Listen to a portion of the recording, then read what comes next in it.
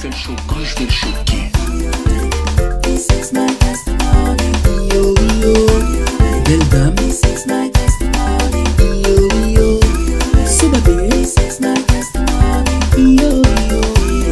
lève-toi, on va danser, lève-toi, on va danser. Même à Dieu, je parlais pas avec lui, je priais même plus. Pour vous dire, je priais même plus. Parce que je me disais en fait que ce qu'il m'a fait, c'était injuste, que je ne le méritais pas. Ok, s'il voulait me punir, ben, il pouvait me punir d'une autre façon. Mais pas comme ça. Et je sais même pas pourquoi est-ce qu'il voulait me punir en plus. Et j'ai dit non, je voulais parler avec personne, j'avais besoin en fait de rester avec moi-même, de me retrouver avec mon moi en fait. Et puis les journées ont continué, les jours ont passé, c'est la même routine. Ma routine c'était quoi? C'était que le matin à 8 heures, mon père me donnait mes médicaments avec mon petit déjeuner. Mais bon, je ne mangeais pas beaucoup parce que les médicaments me faisaient vomir. À midi, ma mère, elle venait, elle me donnait mon médicament et mon midi. À 4 heures, elle me donnait mon médicament et mon espèce de goûter. Et puis le soir, je mangeais. Et puis après, je prenais mes médicaments pour dormir. Et il y avait quelqu'un qui dormait à côté de moi parce que je ne pouvais pas dormir seule étant donné que je ne marchais plus. Que je ne marchais plus du tout. Donc il fallait absolument quelqu'un qui puisse être à côté de moi au cas où si je devais aller aux toilettes pendant la nuit. Ou si il y avait un problème ou quoi. Donc j'avais besoin de quelqu'un en fait H24 quoi. Mon père a dû arrêter ses activités pour rester avec moi. Je suis restée chez mes parents pendant 8 mois. Ouais, je suis restée chez eux pendant 8 mois. Et mon père a arrêté ses activités. Et ma mère aussi, même chose, elle a arrêté son boulot. En fait, tout le monde était là pour m'aider, quoi. Parce que voilà, leur fille, qui portait toujours des talons, s'est retrouvée handicapée. Et il fallait une assistance H24, 7 jours sur 7. Au début, je l'ai caché aux gens parce que je voulais pas le dire. Enfin, pas le dire. Je l'ai caché aux membres de ma famille. Même aux gens, en fait, à tout le monde, en fait, même à mes copines et tout, je l'ai caché.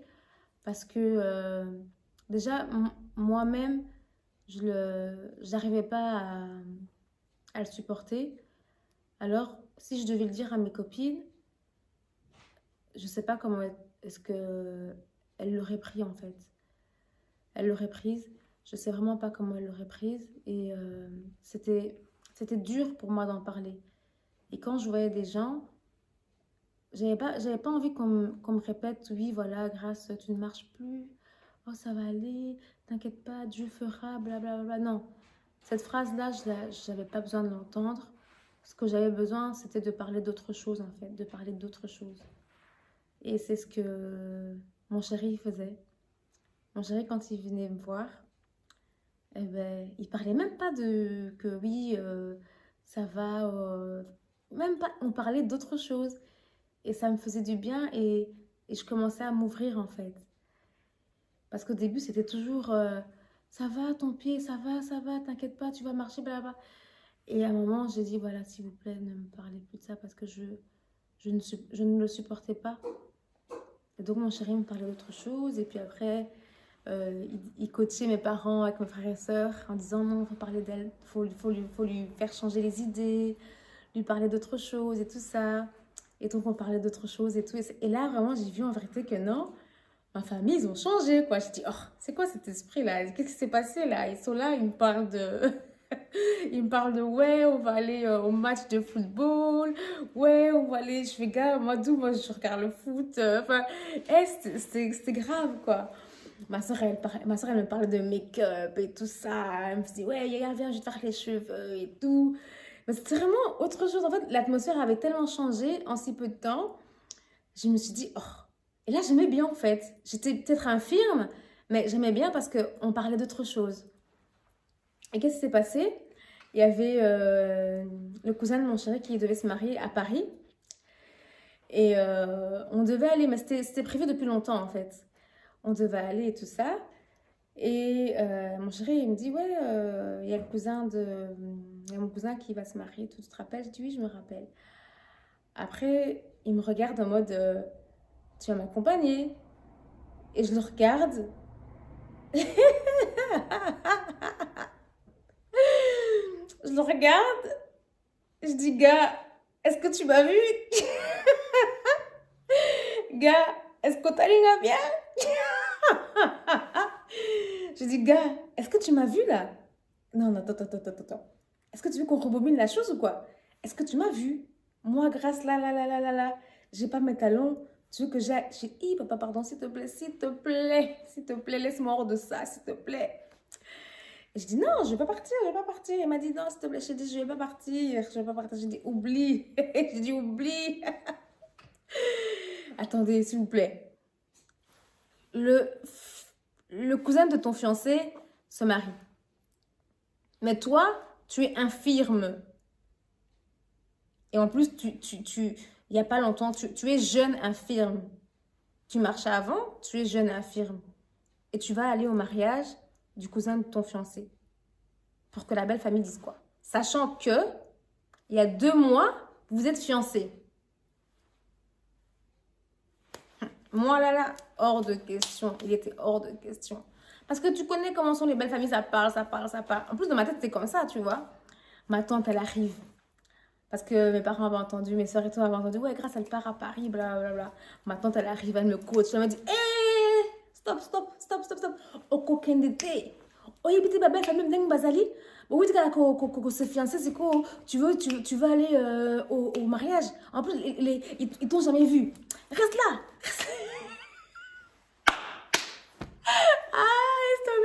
Comment j'ai rigolé le jour-là. Alors je dis à mon chéri, je dis, hé, bébé, ma tante, elle veut pas que j'aille. Je suis désolée, je vais pas aller, tu vois. Et lui, il était là, il était en mode, ok, ça va, je comprends et tout. Et c'est normal, attends, tu viens de te fiancer et tout. La belle famille, t'as pas encore vu. Ils vont te voir la première fois, t'es en mode chaise roulante et tout. Non, c'était trop. En fait, là, c'était vraiment trop pour moi. C'était trop. Je pouvais pas m'afficher comme ça. Et puis, ma mère, qu'est-ce qu'elle avait fait? En fait, avec ma belle-mère, elles avaient pris déjà ma tenue. Ma mère avait déjà fait coudre ma tenue. Je sais même pas comment elle a fait pour prendre mes mesures. Je sais même pas comment elle a fait. Je vois seulement, elle arrive avec la robe là, comme ça. Elle me montre ça là. Je dis, je dis, ne me cherchez pas des problèmes, s'il vous plaît. Laissez-moi. Je ne partirai nulle part. Comme on est là, je ne partirai nulle part. Et je voulais pas partir. Du coup, mon chéri, il arrive et tout ça, avec ses parents et tout. Et mon beau-père, il me dit, on y va, hein? Je dis, comment ça, on y va? Il me dit, on y va, hein? Je fais, non, papa, on n'y va pas. Je dis, comment ça, on n'y va pas? Je dis, non, papa, je suis handicapée, là. Je peux pas partir comme ça en chaise roulante. Il me dit, tu crois qu'il n'y a que toi qui est handicapé? Tu sais pas qu'il y a d'autres personnes aussi qui ont des problèmes aussi plus graves que toi, qui vont dans les fêtes? Allez, on y va! Comme ça, il me dit. Et puis ma tante derrière me dit, ma tante derrière me dit, coquine d'été. Et moi, j'étais là en mode, je regardais ma tante, je regardais mon beau-père, je regardais mes parents, je regardais mes frères, je regardais mon chéri de loin. Et mon chéri, il me faisait genre en mode, reste, parce qu'il voyait bien que le cœur n'était pas, que j'étais pas bien, quoi. Alors, il me faisait comme ça en mode, si tu veux rester, reste, quoi. Je regardais. Mais il me disait aussi qu'il voulait que je sois là, vous voyez. Et je savais pas quoi faire, en fait, à ce moment-là. Après, mon chéri me dit, attends, papa, il dit à son père, attends, je vais parler vite avec Grace. Et donc, du coup, il me prend à part. Il me prend juste au bord du lit, là, parce que ma vie, c'était le lit. Il me dit, ouais, j'ai vraiment envie que tu viennes, mais si tu ne te sens pas capable de venir, tu viens pas. D'accord? Et juste le fait de me dire ça, j'ai dit, je peux pas lui faire ça parce que il tenait absolument qu'on est à 2. Il avait déjà réservé, voilà, il avait déjà fait tout. Et moi, là, je vais gâcher son plaisir à cause de mon infirmité. Je dis, non, c'est pas grave, Grâce, tu vas aller et puis tu vas t'asseoir, quoi. Même si je suis déjà assise, mais bon, vous voyez ce que je veux dire. Et ma tante, je dis, bon, c'est bon, je vais y aller. Et ma tante, elle me regarde de loin, elle me dit, Yo, Penza, yo, karaté. Hein. Genre en mode, toi, tu comprends pas, quoi. Tu sais pas que les belles familles, elles vont commencer à parler. Ouais, la fiancée de un tel et tout, elle est venue ici en mode béquille, en mode blablabla. Qu'est-ce qu'elle a, qu'est-ce qu'elle a. Ça a parlé. Mais au fond, elle a pas raison, hein, parce que ça, il y a des belles familles qui sont comme ça, hein, sincèrement. Il y a des belles familles qui sont comme ça. Et peut-être aussi que quand j'étais partie au mariage, il y a des personnes qui ont pensé comme ça. Mais voilà, on peut pas non plus gérer les 10 000 pensées des gens, quoi. Que ce soit la belle famille ou pas la belle famille, on peut pas gérer les 10 000 pensées. Donc, du coup, qu'est-ce que je fais? Ah, la ciné, je dis en vérité, tu sais quoi, j'en ai rien à foutre, je vais aller. Donc, j'ai été, mais pour aller, je vous explique. Déjà, dans la voiture, j'avais mon chéri et son père devant, et moi et ma belle-mère derrière. Du coup, au début, j'avais honte de mettre mes pieds sur elle parce que voilà, je voulais pas trop l'embêter avec ça, quoi. Je voulais pas trop faire la meuf. J'ai gardé en fait mon mal en patience jusqu'à ce que je pense qu'elle a compris qu'à un moment, j'étais pas bien. Et elle m'a dit, ouais, ma chérie, tu peux mettre tes pieds sur moi. Et quand elle m'a dit ça, mon cœur s'est tellement allégé. J'ai dit, oh, j'ai dit merci, maman, merci. Parce que j'étais en train de souffrir, en fait. Et donc, du coup, j'ai allongé mes pieds sur elle. Et pendant tout le trajet, mon trajet s'est tellement bien passé que parce que j'étais tellement bien placée, bien assise. Mon trajet s'est super bien passé, quoi. On est arrivé à Paris et tout ça. On arrive à l'hôtel. Arrivé à l'hôtel, parce que mon beau-père, c'est un orthopédiste. Et donc, du coup, il connaît tout ce qui est kinésithérapie et tout ça. Il m'a massé le pied. Parce que déjà, mon pied, je ne le sentais pas. Là, il m'a massé le pied. Oh, je vous jure, c'est le premier massage que j'ai eu en 5 mois. En 3 mois, je ne sais plus. C'est le premier massage. Et je vous jure, ce massage-là, jusqu'à aujourd'hui, je le garde dans ma tête tellement qu'il m'a fait du bien. Il m'a tellement fait du bien, ce massage-là, qu'après le massage, j'ai dormi 3 heures. Donc, eux, ils sont partis à la mairie. Et moi, je restais à l'hôtel. J'ai dormi pendant 4 heures. 4 heures, j'ai dormi. J'ai pris mes médicaments, j'ai dormi. J'étais tellement en forme quand je me suis réveillée. Mon chéri m'appelle et me dit, oui, après toi. Hey, maman, j'ai tapé un de ces maquillages. J'ai tapé un de ces derniers de maquillage pour aller au mariage, là. J'arrive dans l'ascenseur, mon beau-père, il me dit, oh, mais ça, moi, c'est ça qui maladie. Oh bon, oui, hein? Tu vois, genre en mode, ouais, en fait, toi, t'étais pas celle qui était malade là, il y a pas. Transformation, les gars, transformation. Tu vois, quand tu sais que non, tu vas aller voir la belle famille pour la première fois. Toi, t'as plein de ces putains de maquillage, t'as plein de ces derniers de maquillage, là. J'ai dit non, même si aujourd'hui je suis infirme, ma jolibilité là, grâce là, tu dois revenir. Les gars, je suis revenue à moi. J'ai fait un dernier démaquillage de feu. Et puis on est parti, et tout ça, on est parti. Et j'avais une belle robe, ma mère avait fait une belle robe. Je suis arrivée, franchement, je vous jure, hein, parce que moi je suis pas forte en maquillage, hein, je suis pas forte en maquillage et tout, mais la façon dont je me suis maquillée, j'ai kiffé, hein, j'ai kiffé. Mon chéri m'a dit, toi là, laisse, tu es jolie là. J'ai kiffé, même moi, je me suis moi-même kiffé. Lui, il m'a kiffé, mais moi, je me suis encore rekiffée. Donc, on est parti au mariage. Je suis arrivée. Au début, je voulais rentrer avec la chaise roulante. Et il y a un esprit qui me dit, non, gars, oublie la chaise roulante. Oublie. Même si la jambe gauche, tu ne sais pas la bouger, c'est pas grave, qu'elle glisse. Parce que ma robe, elle était très très longue. C'était une espèce de longue traîne comme ça. Et donc, j'avais aussi des béquilles qu'on avait ramenées. Prends tes béquilles et pars. On me disait ça. Je dis, putain, comment est-ce que je marche avec les béquilles? Déjà, je sais même pas comment on marche avec les béquilles. J'arrive pas, quoi. Parce que j'étais pas forte, en fait. Vous voyez? Je prenais des médicaments. Donc, du coup, j'étais vraiment très, très faible. Et donc, je dis à mon chéri, je dis, B, j'ai vraiment pas envie de rentrer avec la chaise roulante, en fait, chez ta famille, parce que c'est un mariage et on m'a jamais vue. Et le fait de rentrer avec la chaise roulante, c'est... Je sais pas, je me sens pas bien en fait. Je veux pas rentrer avec la chaise roulante. Et puis de là, mon chéri il me dit, tu sais quoi? On va prendre les béquilles. On va essayer de rentrer avec les béquilles. Ton pied, je vais essayer de te soulever un peu ton pied pour prendre ta... Parce que j'avais mis des sandales, pour que ta sandale puisse toucher le sol et glisser comme ça pour ne pas que j'ai mal le temps que je rentre et que j'aille m'asseoir.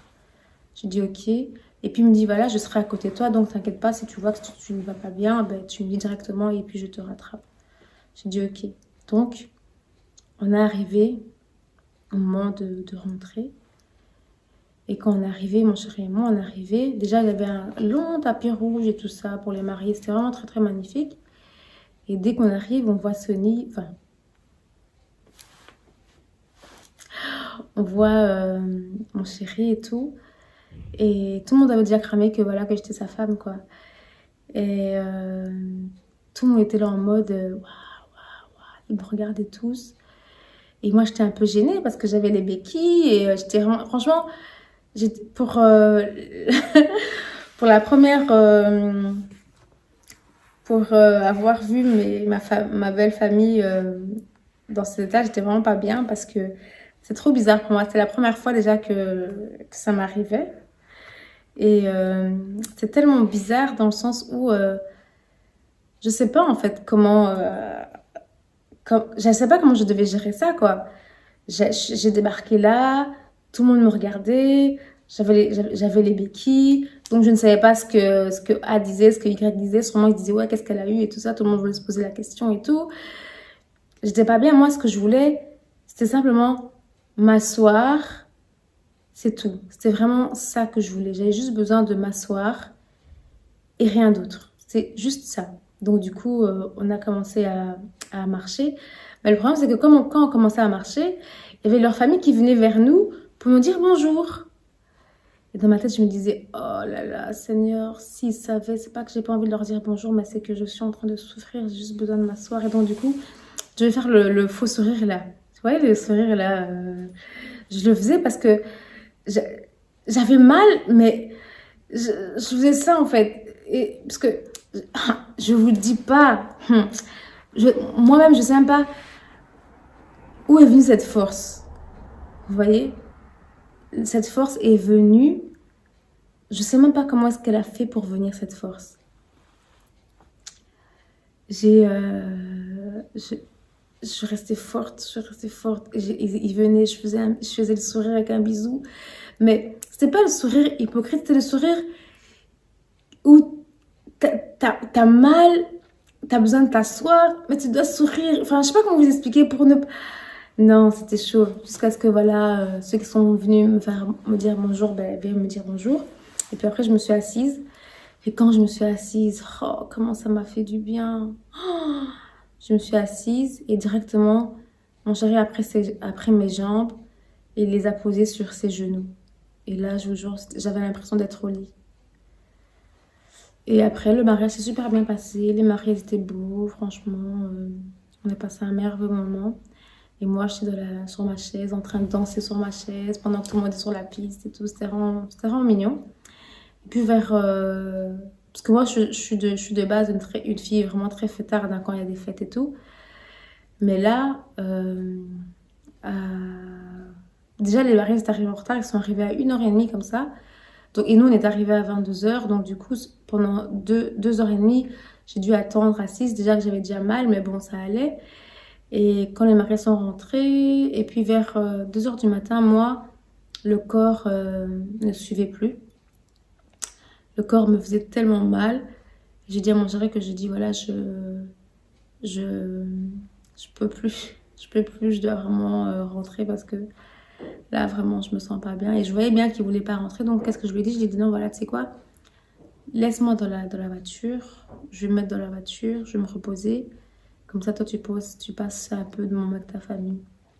Et j'étais dans la voiture, je me suis reposée. Et ça m'a grave fait du bien, quoi. Et puis le lendemain, on est rentré. Et j'ai rencontré ses cousines. Mais eux, comme ils sont mes beaux-parents, pardon, et mon chéri sont montés, ont été visiter leur famille. Ben, moi, je pouvais pas. Je leur ai dit non, c'est pas grave. Je vais rester dans la voiture, profiter. Et quand vous avez terminé, ben, venez. Parce que ça se voyait qu'ils voulaient être avec leur famille, vous voyez. Et moi, je pouvais pas être la meuf là en mode ouais, non, attendez. Non, non, non. Qu'est-ce que j'ai fait? J'ai simplement dit que je vais rester dans la voiture et qu'ils prennent le temps qu'ils veulent afin que quand ils seront terminés, ben, on parte, quoi. Et je me rappelle, il y a ma belle-sœur qui m'a ramené un plat de riz avec des haricots et du poisson salé. J'ai mangé de la voiture. Après, avec les cousines de mon chéri, on a rigolé. Elles sont venues me rejoindre dans la voiture. On a rigolé, on a parlé, on a de tout et de rien, comme si on se connaissait depuis. Voilà, c'était vraiment un bon moment. Mais bon, c'était quand même un moment assez particulier parce que elles m'ont rencontré dans la voiture. En mode infirme. Et voilà, c'était particulier, mais c'était un bon moment. Donc, on est rentré en Belgique. Et là, j'ai vu en fait que ça m'avait vraiment fait du bien de passer en fait ce séjour en dehors de la Belgique parce que j'avais oublié un peu que j'étais infirme, quoi. Parce que quand j'entrais à la maison, ben, c'était grâce, grâce, grâce, grâce, grâce, grâce. Ça va pas, ça va pas.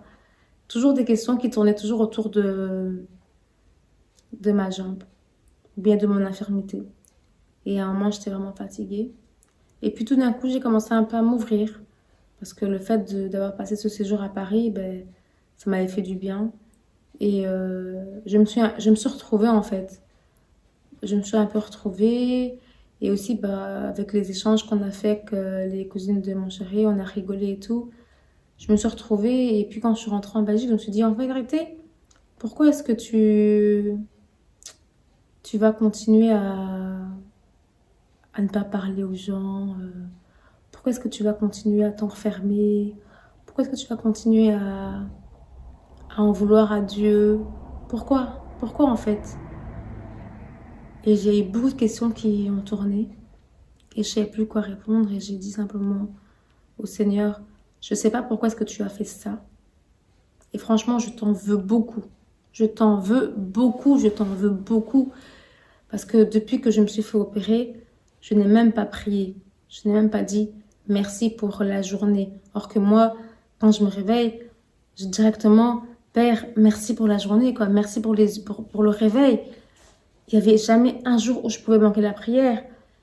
Et là, c'était comme si j'étais... ouais, c'était comme si je connaissais même pas en fait le Seigneur. C'était comme si j'avais jamais été enseignée en fait. C'était comme si j'étais jamais... c'était comme si c'était comme si les gars, j'avais une autre vie. J'avais une autre vie. J'ai dit non, il faut que je me remette, il faut que je me reprenne. Grâce, tu peux pas tomber comme ça, tu dois te reprendre, c'est important, tu dois te reprendre. Pendant une semaine, j'ai réfléchi et je me posais des questions. Je disais, bon, si maintenant je me reprends là, qu'est-ce qu'il va faire? Rien, parce que déjà là, ça fait 3 mois que je suis ici en mode infirme. Je ne marche pas, je dépends de ma mère, de mon frère, de mon père, de ma sœur. Si je dois aller aux toilettes, je dépends d'un tel. Heureusement que ma mère, qu'est-ce qu'elle a fait? Elle m'a acheté une chaise percée.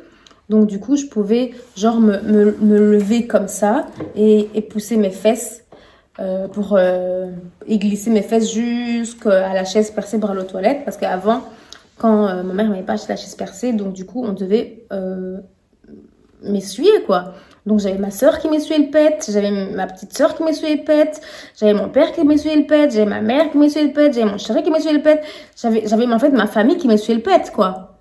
Et pour moi, c'était une claque, hein. C'était une claque. Quand je vous dis une claque, que quand je devais aller aux toilettes, j'avais les larmes aux yeux. Et la personne qui devait m'essuyer, ben, je pleurais. Et elle me demandait, mais pourquoi tu pleures? J'ai dit, je pleure parce que j'ai honte. Mais pourquoi t'as honte? J'ai dit, parce que j'ai honte que vous me voyez comme ça. J'ai honte que, à cause d'une opération, ben, vous devez me reprendre en main. Vous devez faire comme si j'étais un bébé de 1 an. Parce que j'étais un bébé de 1 an. Vous voyez quand les enfants ils essayent de marcher là. Ben moi j'étais comme ça. Même pas. Marcher c'est encore beaucoup. Quand ils essaient de se mettre accroupis là et qu'on doit leur essuyer le pépette et tout ça. Moi j'étais comme ça. J'avais honte. J'avais honte. Me laver, je ne pouvais pas me laver. C'était ma soeur qui me lavait. En fait, on devait tout faire pour moi. Je ne pouvais plus rien faire toute seule. On devait tout faire pour moi, tout faire pour moi. Et à ce moment-là, j'ai perdu en fait la foi. J'ai perdu la foi. J'ai dit que le Seigneur m'a abandonnée. Parce que c'est vrai que dans ma jeunesse, j'ai pas été parfaite, hein. Mais pour mériter ça, c'est que j'ai fait quelque chose vraiment de mal. Et je ne savais pas qu'est-ce que j'avais fait pour mériter ça. Et je n'avais même pas de réponse à mes questions. Et j'ai décidé en fait de ne plus prier du tout. J'ai décidé de ne rien demander à Dieu. J'ai décidé de rester telle que j'étais. Je voulais rien savoir. Parfois, j'avais mes sœurs qui venaient avec des musiques et tout pour me réconforter. Je voulais rien écouter. J'avais ma mère qui venait avec des enseignements. Je voulais rien écouter. J'avais mon chéri qui me parlait, qui me disait « Ouais, j'étais au culte et tout. Regarde, il y a ça, il y a ça, il y a ça. » Je ne voulais rien écouter. En fait, tout ce qui était de la spiritualité, je ne voulais rien entendre à mes oreilles. Ça rentre là, ça sortait là. Je ne voulais rien entendre du tout. C'était dur. C'était vraiment dur. C'était très très dur. Parce que même à mon pire ennemi, franchement, je vous jure, je ne le souhaite pas. Même à mon pire ennemi, je ne le souhaite pas. Je ne le souhaite pas du tout. Même à mon pire ennemi, je ne le souhaite pas. C'est quelque chose qui rend une personne... En fait, j'ai toujours été une personne qui est sûre de moi dans tout ce que je fais. Je suis toujours sûre de moi. Mais là, j'avais perdu tout ça. Parce que pour moi, je marchais plus. Je ne bougeais plus. J'étais devenue infirme. Pour moi, j'étais devenue personne en fait. Et même les amis, pour moi, ça ne m'intéressait pas. À quoi ça sert d'avoir des amis si je suis infirme? Qu'est-ce que je vais faire avec eux? Vous voyez, j'avais vraiment des idées noires dans ma tête. Et c'était tellement difficile. Vous savez, parfois, ici, je suis là, je vous explique mon parcours, mais quand j'y pense, c'était difficile. Et le pire aussi, c'était que au niveau de mon travail, quand j'avais annoncé à mes collègues que voilà, que je ne marchais pas, personne ne me croyait parce que la meuf, ils l'ont vue il y a un mois. Comment ça, elle marche pas? Il y a une semaine, je l'ai vue et là, elle me dit qu'elle marche pas. Vous savez, c'est difficile, hein? C'est difficile. Parce qu'au début, personne ne me croyait. Et puis, j'ai dû montrer des preuves et tout, jusqu'à ce qu'en fait, ils m'ont cru. Mais juste le fait, en fait, de ne pas m'avoir cru la première fois, ça m'a déjà, en fait, ça m'avait fait du mal. Parce que je savais pas comment surmonter cela. Parce que, ok, voilà, c'est le travail, tout ça, mais là, c'est pas comme si je disais à quelqu'un, oui, regarde, j'ai un bobo. Non, là, je te dis que je marche plus, que je suis infirme. Et j'ai dû prouver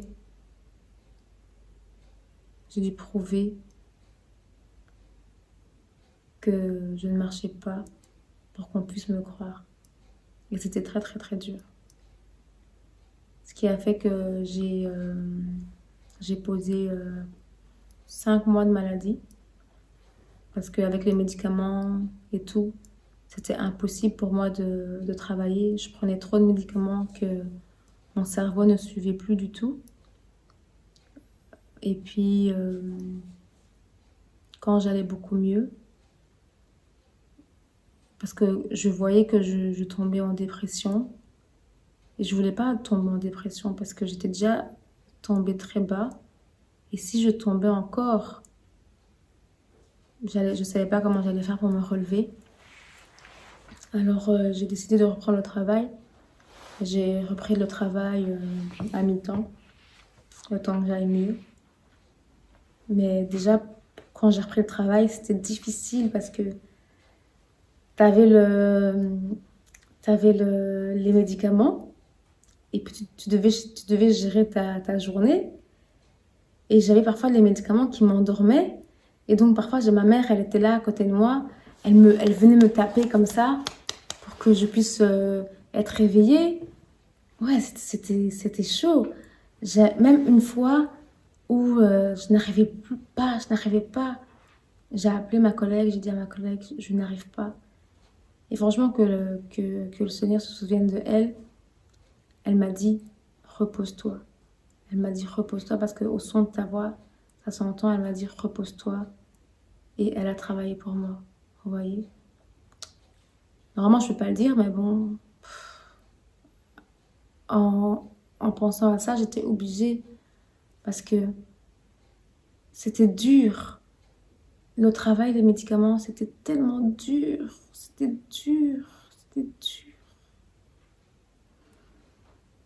tellement dur.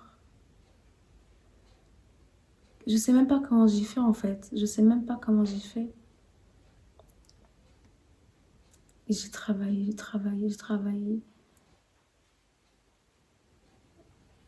J'étais à la maison, je dormais. Ma vie, c'était devenu Netflix, les Marseillais, le reste du monde. Je connaissais pas ça moi avant. À cause du confinement, j'ai connu ça. Ouais, ma vie, c'était que ça. Télé-réalité, séries. C'était que ça, ma vie. Et non, c'était dur. Franchement, je sais pas si tu es là, tu passes par une situation comme la mienne ou pas pire ou moins pire. Mais j'aimerais te dire que Dieu te fasse du bien. Ne laisse pas en fait les mauvaises choses de ta vie qui arrivent, qu'elles viennent te déstabiliser. Si tu vois que un moment dans ta vie ça ne va pas, demande à Dieu de t'aider. Demande à ta famille de t'aider. Demande-leur de prier pour toi.